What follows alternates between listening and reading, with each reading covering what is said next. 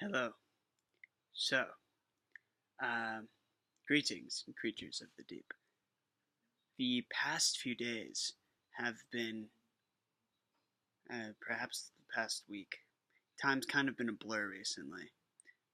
It's like I've been on this bender of not a. It feels like it's been just some kind of mad drug trip the past week, but it hasn't been necessarily drug induced. It's just like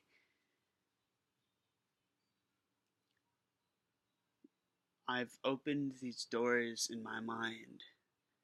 That's a gateway to insanity in the most beautiful, psychedelic, absurd, imaginative experiences. And it's like there's this breathing thing on the other side of this veil when I go inside, and it's just exploding with life, and it seems to be the very essence or the very fabric from which all life emerges from. And I call it the creature. And the creature is the creative essence of the universe, that which pours through all of us.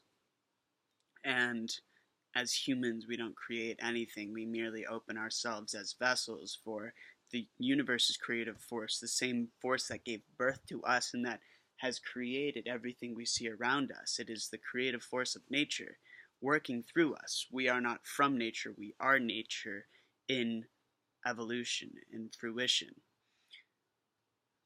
And I feel like I've opened this door to that creative force. And when I look into it, I see myself far beyond this lifetime. I see myself, I'm just blasted with memory from all these different times that this form as Jay or Jalen or Johnny hasn't existed yet. But they're as potent memories of from they're as potent as any other memories from this lifetime. And when we really look to the past, it's nothing but an idea of what happened to bring us here. And we can even shift the idea of what happened to bring us here. And we constantly do. We don't live in an objective reality. When 10 victims or when 10 witnesses of the same crime come to tell the story in court, they share different experiences because what they saw was all different. And we can go through these experiences life, and somebody can be victimized and traumatized by them, and others can be empowered. And it's not necessarily what happens to us that determines who we are, but how we choose to see and move from what happens to us into what we seek to do, creating our reality. When I and then so that the past is nothing but an idea of what happened. A memory is a perspective of reality. The future is nothing but a perspective, and you can go down the spiral staircase of what if X, Y, and Z happens to me and I become a bum for the rest of my life, or I end up in poverty, or depressed, or never fall in love. Or you can go the opposite route of claiming this is who I am, taking all the people who inspire us and putting up us into one space and choosing to see ourselves through that lens. And both are ideas, are perspectives, just as they are in the past, of what will happen. And we get to choose which lens we look through, whether that's consciously or subconsciously. The lens we look through is the one we give energy to, is the one we validate and move in its trajectory. Now, I have been experiencing the now from a lens of a past and future that are fluid in the sense that neither are really real. All have happened, will happen, and are happening at the same time. And it's almost as if I can listen to all these parallel realities in which I exist, in which I am in poverty as a bum and never going to be in love, or where I am in love and an emperor at the king of the world as this god form messianic creature. And it's almost like I can tune to different channels or radio stations and listen to myself speaking from any perspective I choose to tune into. And like I can listen to myself have an interview or a conversation with somebody on a podcast like Joe Rogan, and what that conversation is like based upon what I'm doing now and where I can see myself going. So is it just, an overactive imagination, or is this a transcendent invitation? Overactive imagination just made up a transcendent invitation. It doesn't really matter if it's real or if it's not.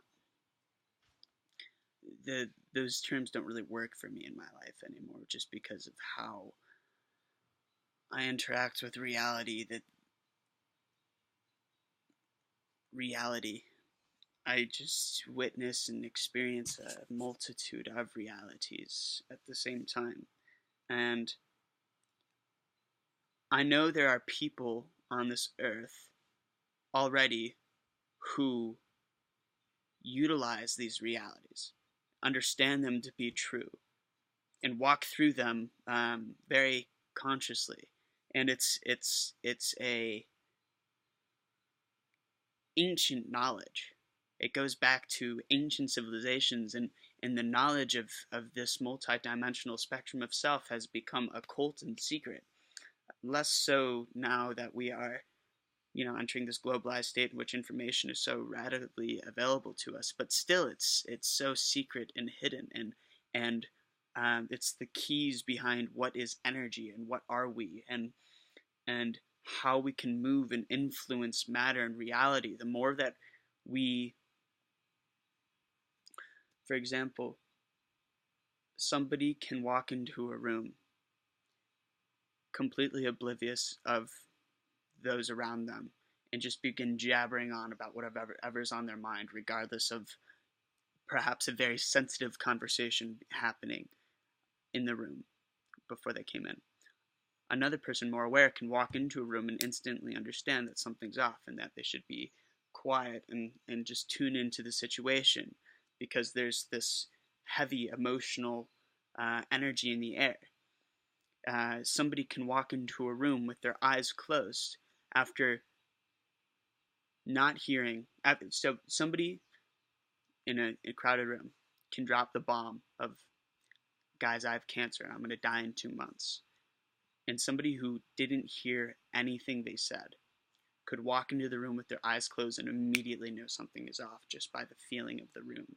And that feeling of the energy is one that we can be observant of in a very radical way, and also learn to influence in a radical way. The majority of our human interaction is not in the words that we speak, but how we speak them. And it's so much more body language and the energy that we give off. And we can feel this in such a deep and profound way with our eyes closed. And when we tap into it as a science, or scientifically meaning methodically,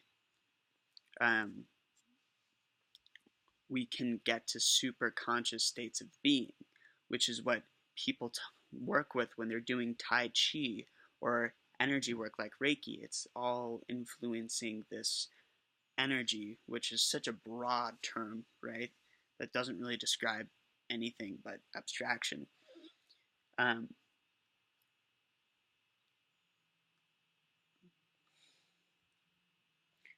What is...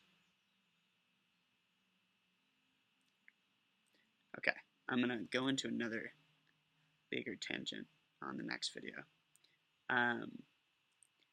Basically what we've covered here, though, is energy, and who knows what's going on here. Next video, I'm going to talk to you about how we may influence this emotional energy to create reality and be magical, as multidimensional creatures are already doing.